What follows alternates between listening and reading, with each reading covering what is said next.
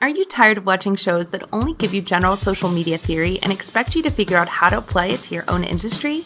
Join us for this week's episode of Social Chatter, the industry's longest running social media marketing news talk show. Not only will you learn the latest breaking news, but you'll also gain practical advice on how to apply it. Now here's your host, Christian Karasevich.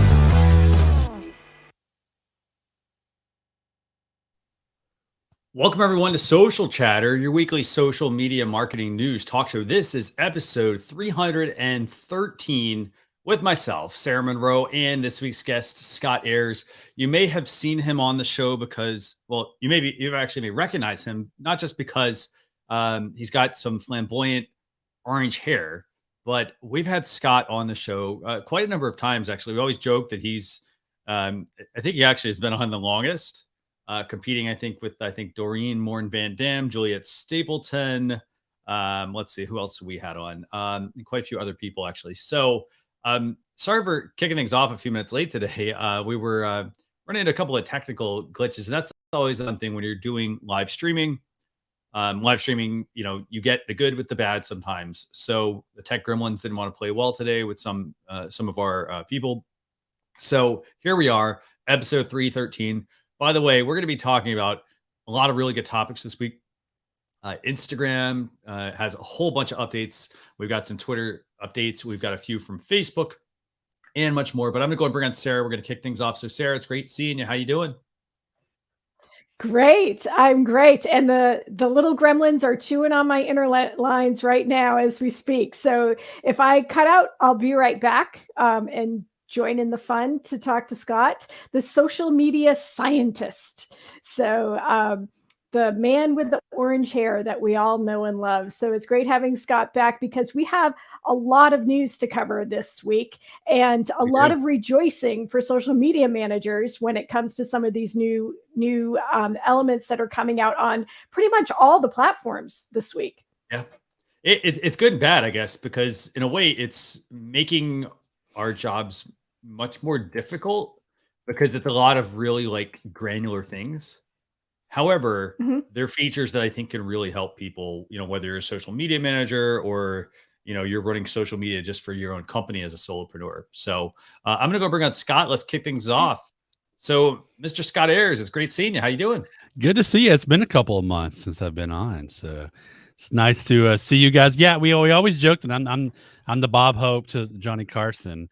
And I don't even, I have to go back and count. I counted one day and I forget how many I got up to, but I got to count too. Yeah. We'll have to make it like a monthly thing here coming up, but yeah, it's good to see you guys. And you too, I haven't put the wig on in a couple of days. I've been sitting around the house doing honeydews. So it's nice to put it on. And tomorrow, today I've got to put it in a suitcase for the first time in a year and a half, as I go up to Dallas to Video Marketing World. Nice.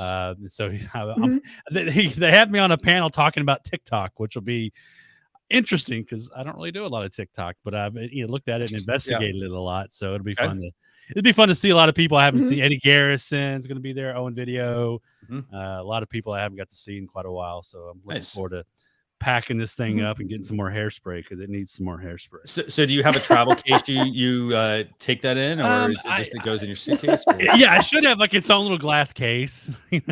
Carry like my wig is important. Right. Now I usually just kind of stick it in I can usually stick it in the suitcase and between some clothes. The way it just kind of lays flat. Nice. Of course, for this trip, it's a quick trip, so it may just go in my backpack.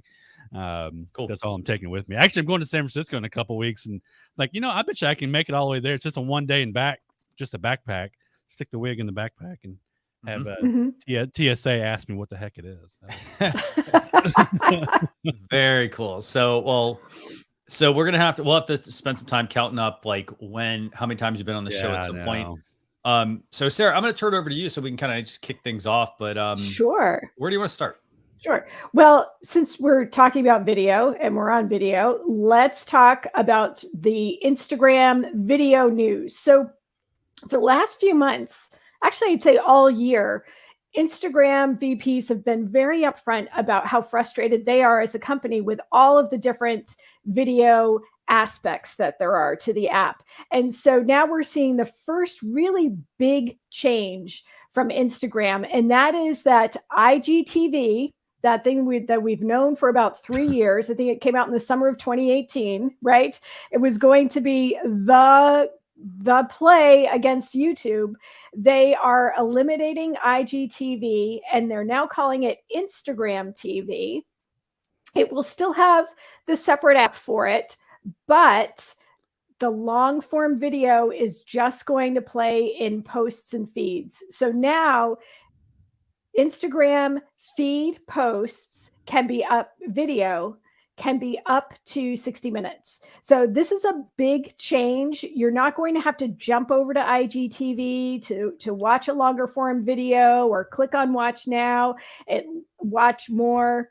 It's going to just play for the 60 minutes or however long it is within the feed post. So this is a really big step for them as far as simplifying where you can consume video. So like I said, it's been a 3-year run for IGTV. They came out in June of 2018. And for those of us who are social media historians, 2 months later, there was a little something called TikTok that came out, right? And then 2 years later, Instagram last summer, really August 2020, Instagram released Instagram Reels for their real play against TikTok. So it's a little bit of a, insider's game if you're not really paying attention to the fact that you jump around for the longer form video content on Instagram. You may not even notice it, but this is some of the great news for social media managers because it just uploads right into the feed post. So I will turn it over to you two to see what you think about this big announcement from Instagram. So, go ahead. Scott, go ahead. Well, I love the, even the subject title for The Verge's article. Instagram is getting rid of IGTV. Sort of. It's like, yeah. So now it's instead of being IGTV, it's Instagram television, which means the same exact thing.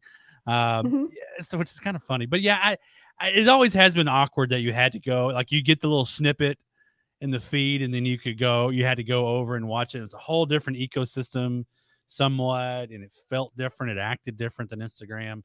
So I hope what it doesn't lose is you had some abilities there with IGTV where you could share it to your stories and it was a little bit of it. You could click on it. So those of us who didn't have links could kind of get around some clickable links and stories, which now I guess everybody's supposed to have it with stickers, which I still don't have on any of my accounts. So 60 minutes though on Instagram, I don't know that I would sit there for 60 minutes and stare at my phone with someone's video. I don't know. That's going to be interesting to see. I have to say, I'm one of those YouTube watchers. I will watch, I won't sit and watch something on television, but I'll watch a 40-minute YouTube video for my favorite travel vlogger or something like that. Okay. Yeah. I'll watch shorts. I'll watch longer ones. So yeah. That's where I actually want to go with this. And that's where I think the reason they're renaming this Instagram TV over IGTV, and granted, okay, so they're changing the name, big deal. That's not that big of a deal, I think. No. But the fact that they're going to enable 60-minute videos. Yeah, because what was it before? Like 15, I think was the longest, somewhere around there. 30. I don't even know. Up to that, yeah, they keep moving the goalposts. It changed a lot depending on how many followers you had too. It always changed. So. Well, so here's what I think is going to happen. I think this is a very good play for Instagram. I think Instagram is going to push into YouTube direction here, because if you think about it, so you both mentioned this, like, you know what? If I'm watching videos here's what I think Instagram's going to do. I think they're going to get rid of vertical video. Like, I think they're going to force users I think they're going to actually make a switch to horizontal videos on Instagram and become more like YouTube. This is what I think is going to happen. So I think they're going to use the separate app for, just like YouTube has right now, for people to watch videos, because as you mentioned, people are going to watch that 1 hour video. They'll sit there and watch on their phone, but I don't know if I honestly don't know if I would watch a 1 hour vertical video. Oh no, I don't think these long form videos will be vertical at all. I think they'll be horizontal. Well, so what I think you're going to see happen though is I think you're going to see Instagram change their strategy again, and I think their strategy is going to be, we support horizontal and vertical video. Right. Vertical will probably then be reserved for stories, short content, and horizontal will become Instagram TV is what I think is going to happen. Just a hunch. Yeah, I mean, I could see that, I suppose, because I don't want, like, I'm like you. I'm like, the vertical videos will get. It's just, it feels different. It feels like it should be. I don't even like TikTok videos now being 3 minutes long. Yeah, because that's like, oh my gosh, is this ever going to end? I like the short. I think the beauty of TikTok and Vine was that short, creative, 15 seconds or whatever. Yep. Now TikTok's gotten so long that it's like, oh, come on, man. So yeah, I could see it if it's like you turn it sideways, you set your phone somewhere, you watch stuff. I could maybe see a play for that, but yeah, it's almost like Facebook Watch to some degree. Well, so this is where I think they're going to go with this. I think they're going to probably flip flop their Instagram strategy. I think it's going to push to supporting horizontal and landscape. Yeah, but I think it's going to probably push more people to use that horizontal mode. They still have the portrait mode. I think they're still going to have that, but I think they're going to change up their strategy. And then the other thing is the naming convention. So they call it Instagram TV. Yeah. Remember, Facebook has been trying to combine Facebook and Instagram and WhatsApp. And I think what they'll probably end up doing is, I mean, here's the other thing. Seriously, who wants to watch a vertical video on a TV? Yeah, you can't. Yeah, it looks horrible.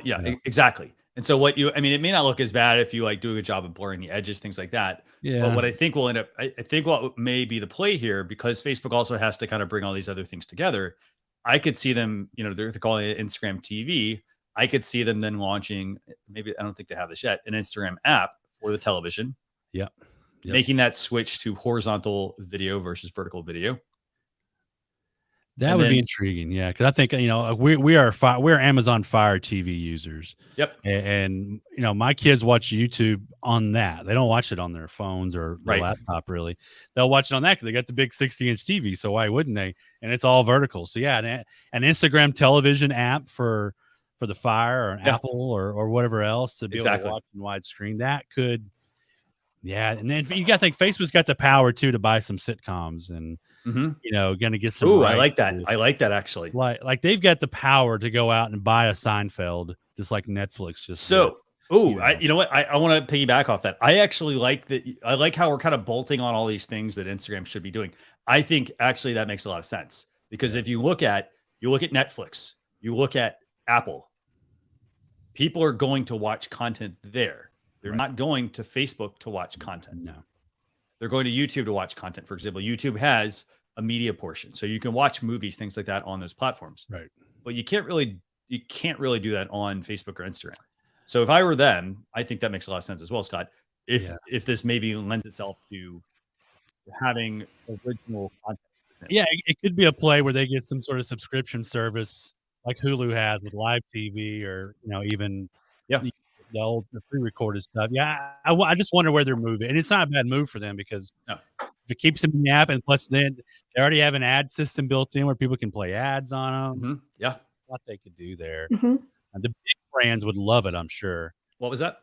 The big brands like the Fords. Oh, yeah. Yeah. Would love to advertise and have an IGTV kind of ad on there. Yeah. And you've got Facebook Watch, for example. So you've got you've got features that are already there that I think you're going to see this big even more tightening of the Facebook and Instagram products. Sarah, if you didn't hear us, what we were talking about was, I was saying that Instagram may, I think they may come out like this TV rebranding may become an app, for example. Scott was saying that, hey, maybe they'll have like original content on there as well. Maybe look at all the apps now. I mean, Disney Plus, and you've got Paramount, which, by the way, CBS and Paramount CBS has always done horrible with their app. It's like the worst app to watch stuff on. but the thing is, so you bring up a really good point. You've got all these companies. You got Apple, you got Netflix coming out with original content, for example. You've got exclusive content. That's the thing. Yeah. Paramount, Disney Plus, all of them also then moving into the Plus game. Yeah. I'm not sure that it'll be a subscription though. I mean, look at Clubhouse has exclusive content from TED speakers, right? Yeah. I think that it's advertising that's going to be the play. I think that's, as you guys were talking, I came back in when you were talking about advertising, and I think that will be the play, because the core, the core piece of Facebook and Instagram and WhatsApp, for that matter, is the user data.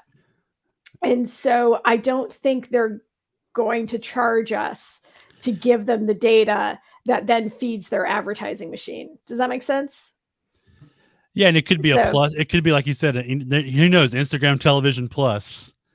Right. Where you do pay to get rid of the ads. There could be an option for them to do that. That could be something. So that goes back to my point about this could become a YouTube play, because YouTube has the same feature. Yep. Where people pay. So people pay YouTube, for example, and then if I'm running ads, if I've got monetization turned on and Scott has paid to remove the ads, I get a percentage of that sale. Yeah. Right. It's you get a percentage of the fact that person paid to. Yeah. Whatever the ad would have been. Yeah. So very cool. Well, so this is Instagram TV. Pretty fascinating. What do you all think? Let's hear about your predictions in the comments if you're watching. So Sarah, what do you think? Let's quickly run through Sarah, Scott, myself. Sarah, what's your prediction about where Instagram TV is going to head? I think we're going to see more repurposed content. I think we're going to see YouTube creators maybe move more to that. I think we will still see Reels. I don't think for sure Facebook is just launching Reels. Instagram has only had Reels for a year. I think to stay in that short, snappy, snackable content area, a la TikTok, I think they're going to keep those vertical video, but I think they need to display better. Because we're cutting off the heads and the feet of each reel in the feed. Scott, what do you think is going to happen? I think it's similar to that. My big question too is, like, if they go horizontal, how do those videos show on the grid, on the feed? That'll be interesting to see. But yeah, I like this idea of them moving over to a Hulu type or a YouTube competitor, whereas other places they go, because maybe you don't want to be on YouTube, or you've got a good audience on Instagram. We know Facebook's been trying to get Instagram to be a bigger player in the video space this last year. They've even said they're focusing on it more. So this could be a way to steal eyeballs away, from other places, and maybe focus more on Instagram as opposed to Facebook for that. So with that, my prediction is I think we're going to have a YouTube-like platform for Instagram. That's what I think. I think it's going to try to totally become pretty much one and the same, so that then it forces users to make a choice between Instagram or Facebook, or potentially both. And then the other thing I do want to make sure I highlight is that, for those of you who are making videos for these platforms, instead of like taking a video you make for like YouTube, for example, and then just trying to kind of force it into like the Instagram platform, there are some really good tools out there. There's a tool called Kamua. And so like it basically will take your video and like do some of the motion tracking for you, and then also resize it for different platforms. So check that out. Okay, so let's see if there are any comments. So Bob Farnham has a comment. He says, I definitely agree that long form videos should be in landscape mode and short form can remain in portrait. So maybe we're right. Well, you'll see. We'll see. So October 14th, you'll see. We'll see what ends up happening here.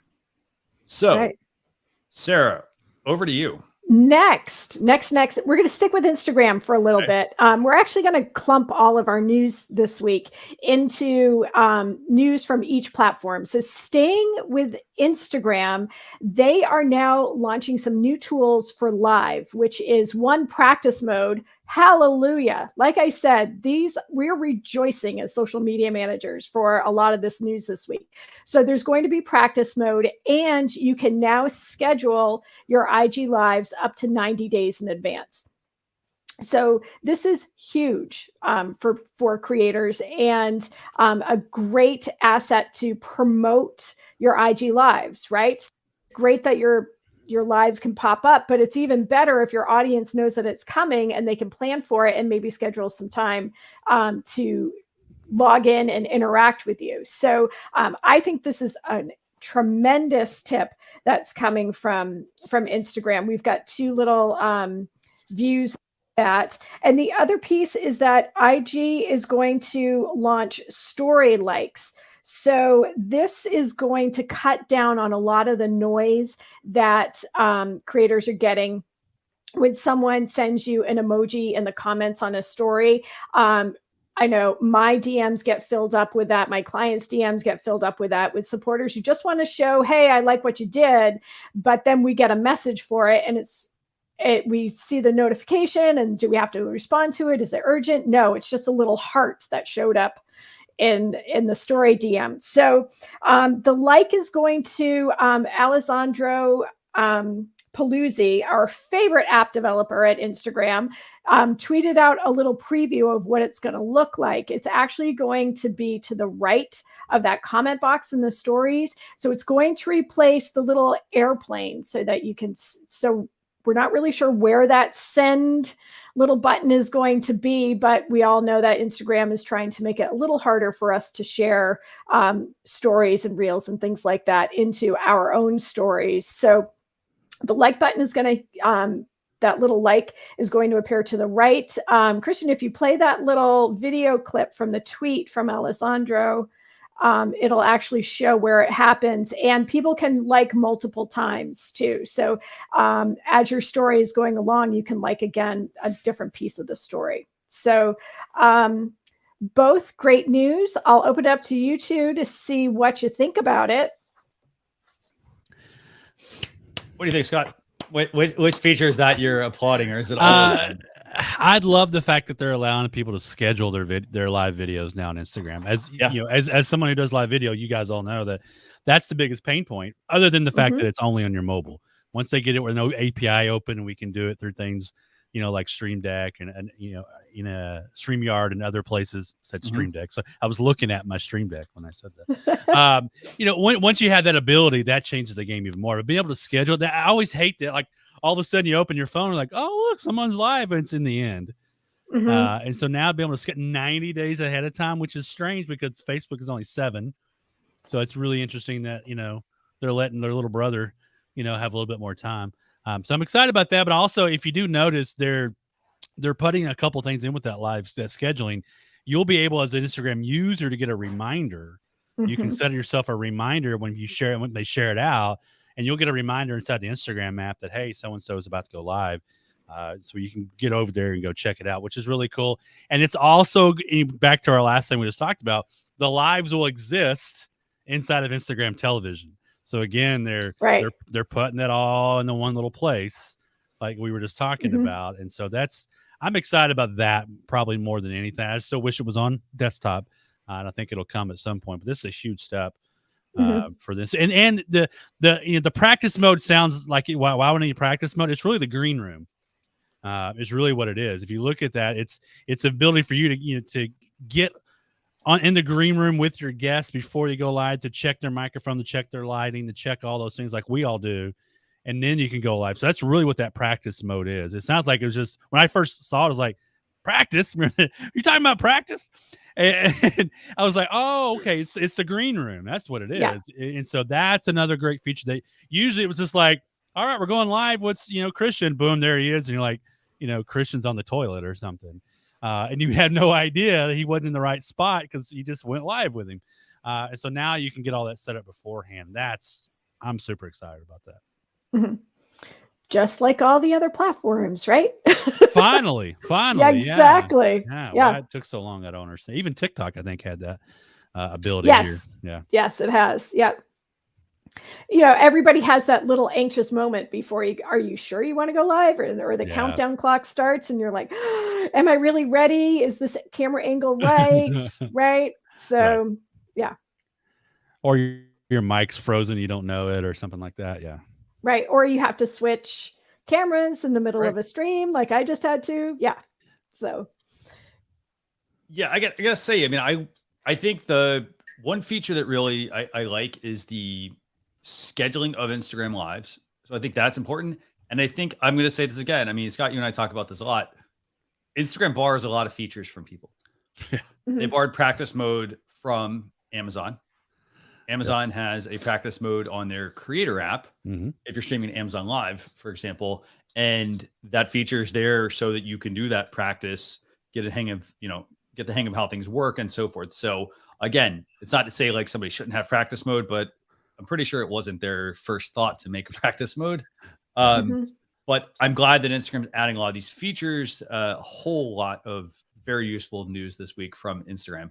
I think overall, I mean, I think that like I'm excited about the opportunity, the possibilities here, because I think what you may also have happen is maybe Instagram will, maybe they'll actually like make some of these features available from desktop, or maybe they'll open up live and offer integration with other, platforms. Right. So. Well, they finally, the Instagram iPad app will rotate. So you don't have to hold it in portrait mode. So if you're like me, I use my iPad as like a little mini laptop, right? I've got a little keyboard, and it becomes my stand for the most part. Instagram is finally rotated. So they're finally catching up on these little annoyances that aggravate people like me, who need to use it a lot. That is nice. Yeah. Too bad you can't do it. Can you do it on your phone? I wonder. I don't guess so. No, it's only I mean, it's easier to hold your phone portrait wise, right? Yeah. Too. So it would be itty bitty unless you have a big phone. Yes. I mean, I was going to say, like, the size of phones these days, they're getting so big that, like, the iPad Mini, for example, is a slight step up from the phone. Isn't it funny? We went real small with phones, and now we're getting back larger. Yeah. I think it's because we're getting older and we need bifocals. So. Well, those small phones still sell tens of millions a year. Yeah. I have friends who still have, they will not give up their 10 SEs because they like the size, and they don't know 13 minis are pretty much the same size. Or you bought other things that like the phones fit in, like they might fit in a bag or a certain pocket. And then when you move to the different device, you move to a big one, you get a big case. It's like, man, this is like a purse in my pocket. Yep. Okay, so Sarah, where are we going now? Next, we're going to go to Twitter.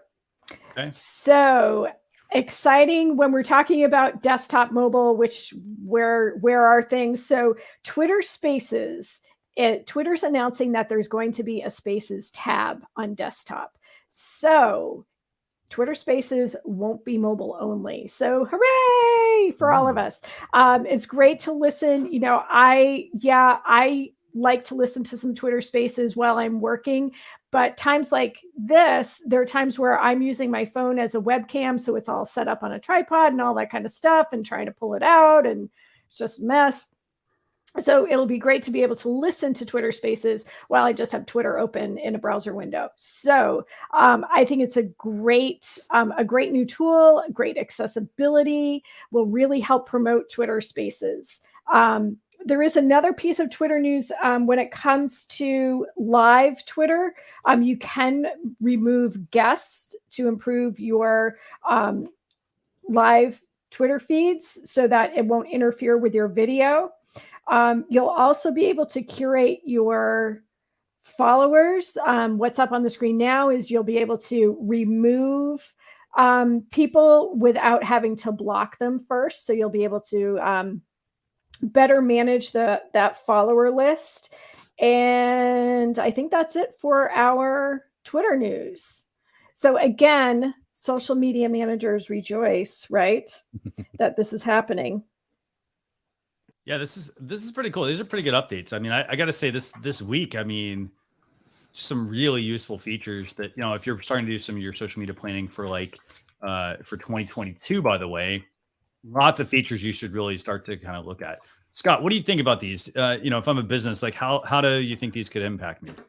Well, like you said, I think the help for social media managers is huge, making things easier, especially making things more desktop. Because I've always said I'm not a big mobile guy. I've hated Clubhouse and Twitter Spaces because of that, because I don't want to sit on my phone and talk and have to do things.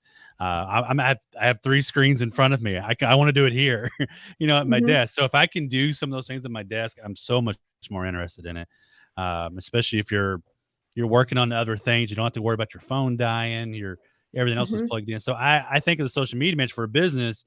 If I can listen to Twitter Spaces on my desktop, and I can hop in and out of a couple of different ones, that makes it easier to kind of consume some of that real quick without having to change anything up. I already got it playing through my laptop or whatever. So I'm a little more, I'm intrigued by that one because I haven't gotten into the live audio just because of that, because I just don't want to do it on my phone. I'm stubborn when it comes to that. So yeah, that's going to be interesting. And removing the followers without having to, block them. That's nice because maybe you don't want them to know you blocked them. I'm thinking too, this will be interesting. The ramifications of that is interesting on the political front because government officials cannot block any followers on any social media now. You have to let them follow you. There's just no way. And you'll see that every once in a while. Hey, Governor Abbott's, that's the Texas governor. He blocked me. You can't do that. Now you could just, hey, dude, unfollow. You could just keep unfollow him, I suppose, without blocking him. I wonder where that will come in and where people bring that up in the free speech talk. Hey, he forced me to unfollow. I was following him. Now I'm not. That's going to be interesting what those ramifications are. Will people notice that they're, some government official is forced them to unfollow? They'll probably blame Twitter because they won't know that feature's there. But yeah, if you're a social media manager for those accounts, that's probably nice just to, hey, let's get this guy to quit seeing our tweets. So leave us alone. Right. Well, it happens too. I work in the gender equity space too. And we get a lot of people who, can be kind of nasty. Right. And we have to bump them out of live streaming. We have to bump them out of webinars. We have to be open, right? But we also have to keep to our community standards. And if it's abusive or language or really inappropriate, we just say you're violating the community standards. We got to say goodbye. So yeah, that's intriguing. Yeah. I'm sorry you had those issues too. Well, trolls are going to troll. It's the internet, and yeah. I gotta say, I mean, I gotta say, these are all very useful updates. I mean, for somebody who's a social media manager, I mean, this is going to save them tons and tons and tons of time, I think. Again, I mean, the fact that, because Scott, you kind of mentioned this a second ago. I like the fact that with Twitter, for example, if they're moving spaces to the web, I like the fact that that's going to make it easier. For example, we've been experimenting with Twitter Spaces, but guess what? It's part of our run of show. And so, for example, this week, we forgot to, I forgot to actually go live on Twitter Spaces. So it's if it becomes available on the desktop, then I think it'll be easier to work with in that sense. Versus oh, no, I have to start it from a mobile app. It's another thing to have to remember. I mean, your run of show is already this long. It's going to quickly double with all these little tiny tasks you have to do. Yeah. So I think these are all super useful updates, actually. Right. Okay, Sarah. So turn it back over to you. Yeah, let's actually turn back. I missed, since we're talking about social media, turn back the clock a little bit. Since we're talking about making life easier for social media managers, I forgot one piece from Instagram, which is that Instagram is going to announce when it has an outage on your account settings. So I think we all can appreciate how we can I wonder where this one comes from. It's the Instagram failed well now. It's the Instagram. Yeah. So there are other pieces to this announcement in that you can see if you have something that's been blocked or taken down, you can request reviews. You can see if there are other things happening in your account settings. And, our most favorite feature now is tech issues. So I have to say, I kind of laughed at this. I thought, isn't this what Twitter's for? But it's nice that they're putting it in the app, right? Hold on. There's a reason they're doing this. So go ahead. So let me let you continue, Sarah, and then we'll go back to this. No, there's plenty of reasons why they're doing this, but it has been interesting. We even showed a tweet with a video from one of the Instagram app developers just a couple of minutes ago to show you how the likes are going to be showing up on Instagram stories instead of having him put that into an Instagram story, right? It may have been there, but when we're looking at social media news, we tend to go to Twitter, right? So anyway, these are great account alerts that are coming up. And again, if you have anything under review or you want to contest something, it's just going to be a little bit easier in your account settings. So go ahead, Christian. I know you want to jump in on this one. So what I wanted to say was, like, we talk about Instagram borrowing features. This is yet another thing they're borrowing. Again, I mean, because like you've got platforms that have had the fail whale, for example. People, when Facebook went down, for example, what happened? Everybody jumped over to Twitter. Right. Mm-hmm. So they said, hey, you know what? Why let everybody kind of poke fun at our expense? Let's just implement something like this. And I think it makes a lot of sense, actually. I mean, if there's an issue, there should be notifications in the app. Like 100%. I'm thinking though, if the app is down, will that even show? That's what I first wonder. It's like, it will even load. That'll be the first thing. But it is funny though, like that they're realizing that people spent a lot of time on Twitter the other day when that went out. So now, hey, let's maybe keep people from tweeting about us and ragging us so much and trolling us. But it's also, when I see companies do this, you also wonder, like, is this a sign of like, we know we're fixing to have some more problems, so let's go ahead and put this on there just in case to cover our butts. It's kind of it's interesting for sure. Because last week, so was it week and a half ago? I mean, that was pretty crazy when it happened. On the 4th, actually, is when it happened. A week and a half ago. Yeah, so 7 hours or so they were down. So it's interesting to me to see them do this, but almost tongue-in-cheek funny at the same time. Right. Well, I think it's important for WhatsApp to have this as well, to let people know that there are technical issues, because as we learned a week and a half ago, there are parts of the world where WhatsApp is their main form of communication. Right. They're not using phone lines. They're not using other messaging service. They're using WhatsApp. So especially in India, there were a lot of families who couldn't stay in touch with each other because WhatsApp was down. So I'd like to see this in the other apps in the Facebook family. Yeah. And here's the thing, that is probably very likely going to happen. And it's probably going to happen because Facebook, Instagram, WhatsApp, they've been, they're trying to merge, and they've been trying to move some of these pieces for the past few years. So it does make sense to have all of this in one particular platform. I think it makes a lot of sense to have that feature across every single one of their products.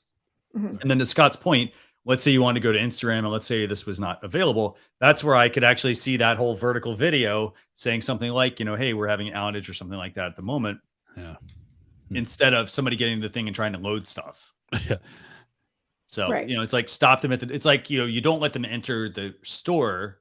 Like, for example, let's say the restaurant has a water leak. You don't let people enter the restaurant. You put something on the outside of the restaurant that, that discourages them from entering. For example, like, hey, we have a technical issue. We'll be back open tomorrow or something like that. Right. Instagram could do the same thing without letting you actually into the platform. Because then when people get into the platform, here's what happens. It kicks off all these. This is what happened with the whole Facebook thing. It kicks off all these other processes with everybody trying to load stuff. And then that basically is like almost like a black hole. And it or maybe it's quicksand. It sucks up everyone else. Yeah. Yeah. Who is also trying to access the platform through different calls, API calls, and things like that. So, including all of their customer support and social media managers. So I think this is an even bigger win for the social media managers at Instagram. So they don't have to manage all the messages and the tweets and all of that. So yeah, can you imagine being those people? Ooh. Yeah. Well, if you get onto some, I don't know if you've all jumped into some of the tweet threads when McDonald's, some of the bigger brands sort of have this day where their social media managers just sort of say, hey, how you doing? Or the other one, it's a lot of fun to see those Twitter threads. So we'll find some and tweet some out on the Social Chefs Twitter account.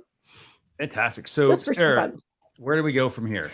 So sticking with Facebook, Facebook has a couple of announcements this week. One is a little esoteric. It's the ads manager accounts. They are going to change how they count users in your ads manager account. So let's say I am on a client's ad manager account as my Instagram account and my Facebook account. And so they are changing up how they count me as a user. If I have the same email address, they're probably going to count me as one. Again, this is really something that's for people who are in the ad management scene, what's happening with that. The other big piece is that they are going to have an audio hub. So this is where Facebook's podcast, live audio rooms, and short audio clips are going to live. It's going to roll out globally, all together. So, no one country is getting a jump on this. I find what's really interesting about this is the soundbite section of it. So this is where people can hear, listen, or use the short audio clips. So if you are a TikTok user, if you've been in YouTube Shorts or Instagram Reels, you've probably seen people use the same audio clip and create their own short video from that. It's a big thing in TikTok if you're not in there. So it's basically making it easier for Facebook users to use those audio clips. This is iOS and Android, and is going to make those audio pieces much more discoverable through the audio hub. So it's more audio. I know how Scott feels about audio, right? I love podcasts. Yeah, I love podcasts. Yeah. So I'm all about. I still don't have the podcast feature on any of my pages either. Y'all? I've gotten it. I've gotten a lot of emails as well from Facebook about setting it up. Oh wow! So. Yeah, I still haven't got it yet. I see everybody else's. Interesting on that is like you only see it on your mobile though. Like I don't see the podcast updates on the desktop. It's only on the mobile when it comes in. Yeah, it's interesting. It's really fascinating. I mean, they're I gotta say, I mean, everybody's really pushing towards mobile, but like for years, I've always said that mobile's good for certain things, but it's primarily good. It's not great for content creation. It's good if you're like making like short videos, things like that, but trying to do everything on a mobile device. Like you can do it, but there's always trade-offs. Yeah. Right. A lot of people pull it off, but it's just not as easy. It's not as fast in my opinion. It's and not. The quality is granted, the quality is so small that you can, it's funny when you see a video on your phone and then you see it on desktop. You're like, whoa. And it's doable. Here's the thing. It's doable. It's just that you have to have a different workflow with how you're going to work on desktop versus mobile. Right. So, and it's a steep learning curve, I have to say. Putting together reels is a steep learning curve. So yeah. So these are good updates. I mean, I got to say again, I mean, if I'm a business, let's take it from the angle of a business. So obviously like the whole ad measurement thing, if I'm a business and I'm in the business of running Facebook ads for people, I need to understand how this is going to work so that I can go back to the client and report on any sort of changes that do happen here. For example, if there's a big disparity in what the numbers previously were and what they currently are. So I think that's important. And then in terms of, an audio hub, if your business, for example, if you have a podcast, for example, I have a podcast called Launch Your Live. And if you go on, you could put I should put that on mobile so that I'm able to attract users who are on mobile who would likely listen to a podcast on mobile. Maybe they'll roll out a desktop app at some point. Right. But I think, at least right now, being able to listen to that on mobile, it's going to help me, if people it lets people listen to me wherever they want versus me telling them, oh, hey, this is the one place that I have that you can go listen. So, right.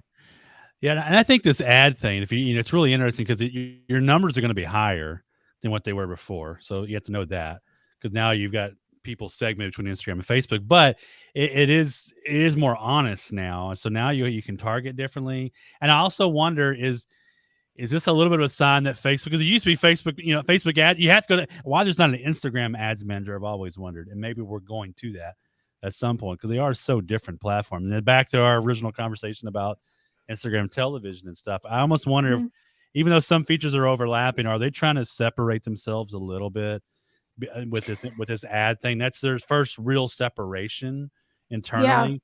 And that's some segmenting and separation that could be a sign for something else later on. Though they've been wondering.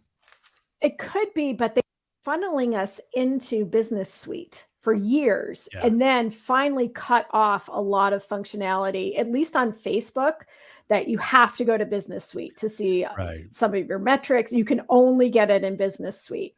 And Ads Manager is all together within, you can do all of your ads, Facebook and Instagram within Ads Manager. So within your Business Suite too. So I don't know. There's a lot of people who don't have Facebook pages, and now you're required to have a Facebook page if you want to run ads on Instagram, which has always been kind of silly.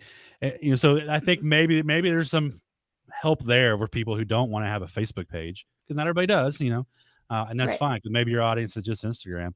So I wonder if that's some more leaning towards separating, especially as Facebook's the one who gets blamed for more things in the press. You don't hear Instagram's name being named for stuff in the press, in the bad press, even though they are the same company. A lot of people still don't realize that. And so maybe it's them internally going, hey, let's separate our, from our brother over here or sister over here. And people won't, because you don't hear about hashtag delete Instagram. It's hashtag delete Facebook. And so I wonder if they're trying to separate something a little bit here slowly, that way maybe the one day Facebook goes away or changes completely to something different. Who knows? Well, it'll be interesting to see the fallout from this research about teenagers using Instagram and their mental health, and how Facebook may want to keep itself separate or together. Who knows? YouTube and Google have done a great job. They did. Alphabet of keeping, Alphabet. People don't think of Alphabet, and they don't think of the 26 companies that are under the Google umbrella, right? So anyway, I think it's time for lightning round, right, Christian? So we have some time to talk to Scott. Yes. So lightning round. No, we should have sound effects in or something. I should have had one set up. Yeah, only one I could do that. Hopefully this isn't going to get muted. This is why I turned it off fast. Yeah. So Sarah, this is why we love. Yeah. So let's do this quickly. We are going to have all of these. That we've already tweeted them out on the Social Chefs Twitter account, but we will have them in the blog post that will go out this weekend, so everybody can see what we're linking to and talking about. So YouTube has lifted their subscriber count for live captioning. So YouTube live video captioning, right? So it's now automatic for live video in English, and they are going to roll out into other languages as time goes on. Another big piece, LinkedIn has put out a tutorial on how to use their advertising. And what's great about this is that they have pulled in a lot of it looks to me like they pulled in a lot of LinkedIn learning elements too. So there's a lot of concepts about marketing and advertising baked into this guide. And it talks about conversion and campaign building and goal setting. So if you're just getting into social media advertising, I think this is a great resource for you to just remind you of all the essentials that you need to think about when you're doing social media advertising. And finally, Clubhouse. We talked about this last week, and I think maybe the week before too. So Clubhouse now is allowing clipping audio for all iOS users. So what you can do is save the previous 30 seconds of audio. So what was said in the 30 seconds before you make the clip can then become another clip. They're also going to have QR codes in shared clips. And I have to wonder, why would you have a QR code on a mobile device? Because you have to scan the mobile device. It's clickable. It clicks out to a link, but it's one of those funny things that people do with QR codes that make you wonder what they were thinking when they did that. So lightning round. And now we can move into some Q&A with our guest bears. So let's just jump right in. Scott, you have had a little bit of a career change this month. A little bit. A little bit, yet you remain the social media scientist, right? So you're kind of a combination of an in-house guy, but also a solopreneur, because you have other businesses that you run. So we want to talk to you today, not getting too personal, but really how are you preparing for business change and navigating these changes that you're going through in your career? Yeah, I mean, I'm no longer with Agora Pulse. Love the guys. Just it was time for a change. So I am no longer part of the social media lab, and I do not represent the social media lab any longer. But I still will be wearing my orange wig and the lab coat everywhere, mostly everywhere where you'll see me in the future. So, I've even started, I haven't got it set up yet, but socialmediascientist.com is a quick. I actually used Buffer yesterday, and I can finally mention Buffer. Buffer yesterday, I hadn't been able to talk about Buffer or anybody for 5 years. Buffer launched their new start pages yesterday. I don't know if y'all saw that. Quick way to make a quick landing page. It's very mobile friendly. It feels like Linktree is what it really feels like, but smart move on their part to bring in leads. And then, so you can create a little cool page. You can put videos on it. So socialmediascientist.com should take you over to my quick little thing to see where my social stuff is. And what I'll end up doing is moving my interview show on Wednesdays will end up becoming Social Media Science live show and podcasts and other things. So I'll still be doing this. I'll still be Scott Ayres in the orange hair doing experiments. But so how do you manage that? I mean, I do some things on the side. I have for a while, doing live videos for other people or doing video demos for people. And also I've really, and Christian knows this, I've dove in quite a bit to Amazon, an Amazon Creator, and Amazon Live platform. It's so different than anything else you've ever been on, and starting to see some revenue come in for that. So if anybody's like, hey, what do I do to make money right now? I would tell them right now, create an Amazon Creator account and start making videos, and money just starts coming in slowly but surely. But then from there, I mean, I will be, and I'm not announcing it here or anything yet, but I do have another job coming around the corner on Monday that I'll be announcing on my channels. And there'll be a pivot for me because now I will be, I'll be in the trenches, Sarah, with you and Christian. I will be the head of social media and community for a company, not in the social media marketing space, which is going to be interesting because now I go from talking about it within the industry to doing it out in another industry, yet while still being able to go talk at events and kind of be a leader in social media marketing. So I'm excited about the change. It will be different for sure, but it'll be fun. Yeah. So I think for you as somebody out there, because this is the year of the Great Resignation, we're hearing that everywhere. I think more Americans change jobs in August than ever in the history. And it'll be even higher, I think, when you see September's numbers when they come around. So there's lots of opportunities out there for people, but even as an entrepreneur or solopreneur, you can do side hustles and make those side hustles become full-time income if you just kind of apply whatever your passions are to them. Hopefully that answers your question. It certainly does. I have to say, I, for one, am thrilled that you're going to keep going as a social media scientist because that was very important for me. So yeah, because I have too many wigs. I'm like, I can't get rid of the wigs, and I have actually thought about changing the color of the wig, or maybe I'll wear different colors here and there, but the orange stands out. Everybody knows Scott Ayres as the guy in the orange wig. Like I can go places without it and no one knows who I am, which is kind of fun. But yeah, so like tomorrow I said I'll be at Video Marketing World on a panel and I'll be dressed up just like this. I thought about driving all the way there dressed like this, see what kind of looks I get on the interstate. They would think you're like Rick and Morty or right. Rick and Morty a little bit. Just go into a convenience store. Actually, you know what's funny? I think I'm this year for the first time. I'm gonna wear this for Halloween. Like there's a big Halloween festival in our town. I thought I've got 2 lab coats. I'm gonna throw blood all over one of them, and make it look like I'm bloody or something. That would be kind of fun to do, and walk around. Yeah.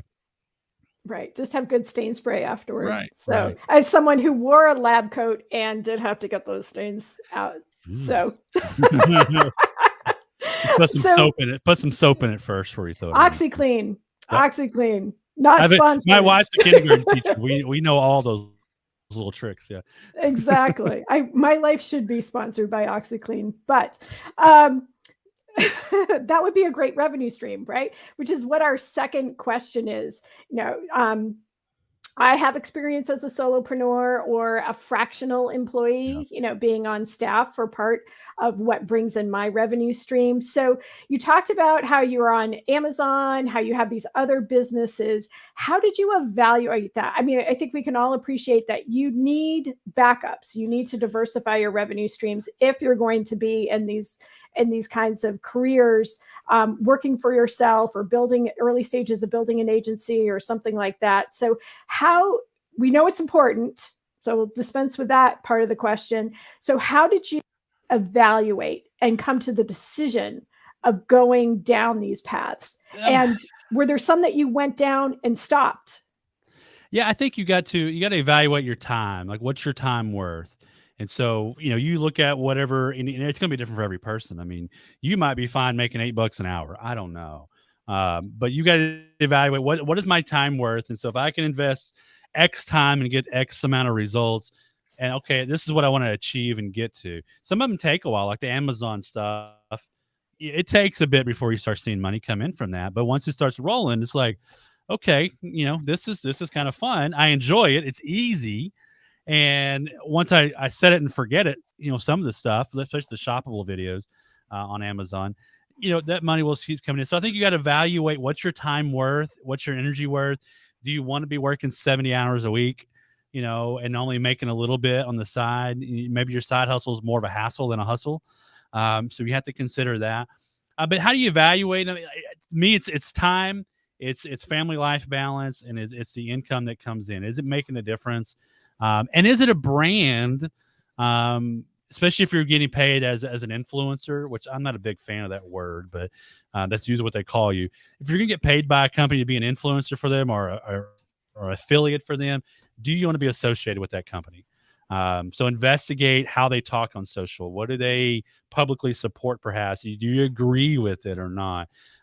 Especially when you kind of become a face of a company publicly, you want to make sure you kind of align with them enough that there's no controversy there. And if you have a full-time job, you also got to make sure that, your full-time job probably should be your main focus. And make sure there's no problems there. And the two aren't competing with one another. Like when you're working for Agora Pulse, I couldn't go do videos for Buffer or Hootsuite. That wouldn't make any sense. Or even Missing Letter, which I love Missing Letter, by the way, because they're kind of a competitor. But so you got to make sure you're not doing stuff that will compete or harm your main job, because that's what you probably depend on for your family. So just look at those sort of elements. But really, to me, it boils down to time versus the return on it. And is it helping you in your career? Like, is it helping you go up, whatever that might be? Maybe you want to be speaking on stages. So you start doing live videos for people, and that helps you get on more stages. So think about what the next step is in those. Mm-hmm. Well, that actually leads into the last question that we had. And actually, Bob Farnham asked this question too, especially with the pandemic, is that change is constant, right? Change in social media is constant. We're not a show about career advice, right? But it seems like a likely question is how do we prepare for these changes? I think we've all had job transitions, right? If you're over the age of 24, chances are you've had a job transition with something ending suddenly or something coming up suddenly. And certainly what with this pandemic too, coming out of it, how will that change us? And do you have any tips about how to navigate career and social media changes? You talk about having more. I think if I were to go look at how many jobs I had since I was 18, I'm well over 30 jobs. And, I've always been one who pivots and been in every industry you can think of for the most part. Everybody calls there's a jack of all trades. My friends used to call me the Scott of all trades because I've kind of done everything.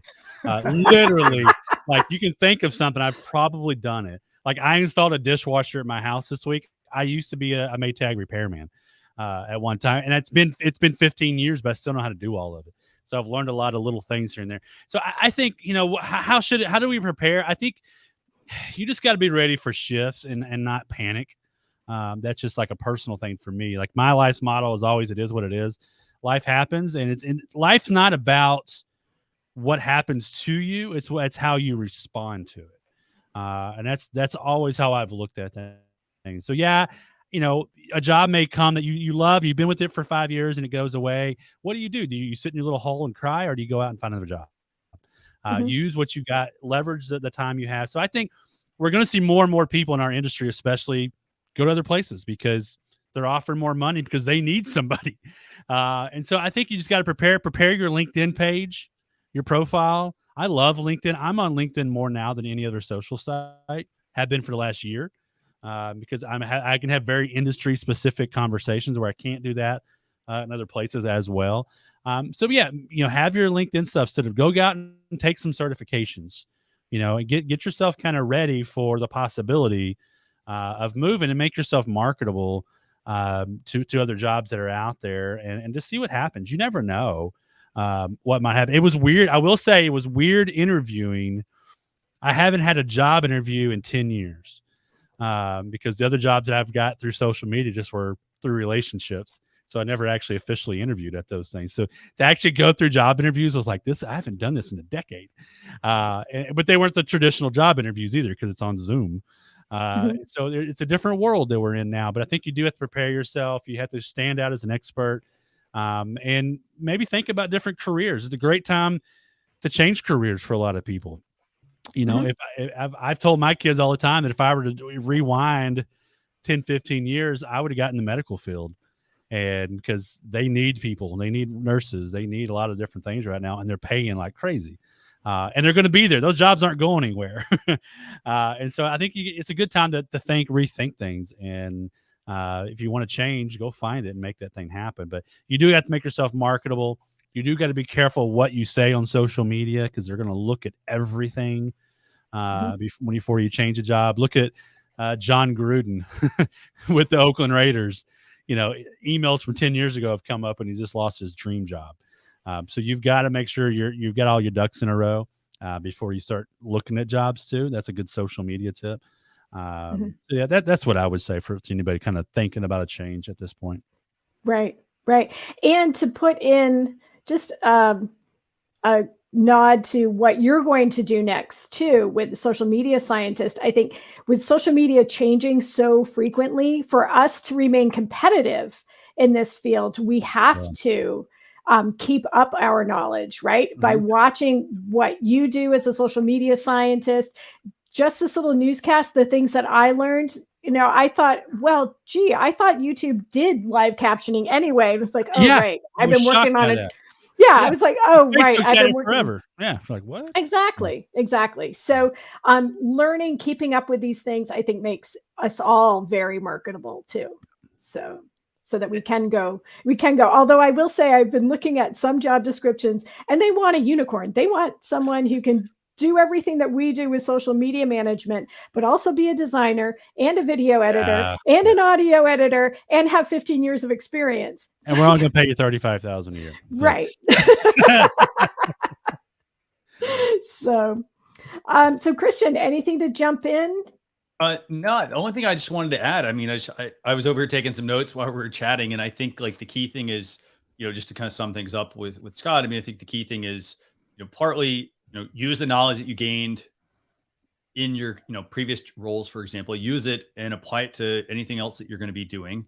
Again, I think the other thing also, which I think is super important is, continue to be a lifelong student and educate yourself. And that's staying up to date on like, you know, if for example, if you're a social media manager, staying up to date with like what's new across the platforms. Like, it doesn't mean you have to be a master of all of them, but at least have your finger, you know, somewhat on the pulse. And, you know, again, continue to educate yourself. So for example, if you do have some downtime, you know, and you've always wondered, well, hey, I want to get into running ads, for example, and you've never really like taken a course, go take the Facebook Blueprint course, for example. It's free to take.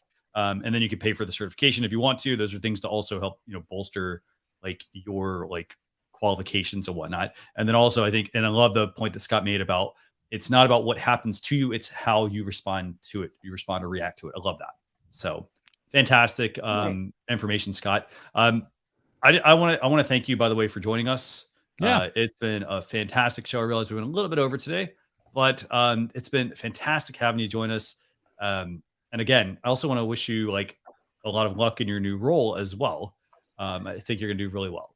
Yeah, it'll be fun to talk from the trenches again, and kind of instead of the you know being the guy telling people what to do or how to do it. Now I'll be doing it and be able to report back. Right. It'll change things a little bit, but I'm excited. I'll continue to blog. I'll continue to podcast. Socialmediascientist.com will be an up and running website at some point. I just haven't had a chance to get on it yet, but right now it's that landing page. But I do have one experiment already. I'm ready to publish about Instagram hashtag usage on my testing account. Very cool. So be an updated version of that. So yeah, so we'll be around doing this stuff and helping people out and active wherever I can be active. Fantastic. Well, we're thrilled that you're going to stay in the game. with us with this. And I would say enjoy your last Sunday afternoon of not having to check DMs. I haven't had to look at Slack in 2 weeks, so it's been kind of that will all change. But thank you so much, Scott. You bet. Thanks for having me. Just a couple of quick wrap up notes here. For those of you, we have the blog posts going out over the weekend. If you want to get the email newsletter, go to socialchefs.com/daily, and you'll be able to check out the newsletter that we have that we send out. We also have the blog post going out over the weekend, as Sarah mentioned, socialchefs.com/SC313. Scott, what's the best place for people to get in touch with you? I have Twitter down, but like, where do you really want to send? I mean, at Scott Ayres, you'll find me pretty much on all the socials. Look for the orange hair. I do have a couple of different Facebook pages, but yeah, just go right now. Socialmediascientist.com will become my new home for content once it's up and running. But like I said, right now it's just a quick landing page, so you can find stuff on. Fantastic. And Sarah, how about you? Great. And people can find me at Sarah Monroe VT across social media. And if you want to connect on LinkedIn, drop a note, best practice to introduce yourself to people using the note function on LinkedIn, and let me know that you saw me on Social Chatter. Fantastic. And I'm Christian Kirasevich, and I'm at Social Chefs as well. You can check out all the news topics that we tweeted out this week, along with a bunch of other like tips and videos and whatnot. But with that, I want to remind everyone, we're going to be joined next Thursday by Andrew Kavanaugh. We do have a slight time change, and that's going to be at 11 a.m. Eastern Standard Time with Andrew on youtube.com/social chefs or facebook.com/social chefs. We'll see you all on a future episode. Bye, everyone. Bye.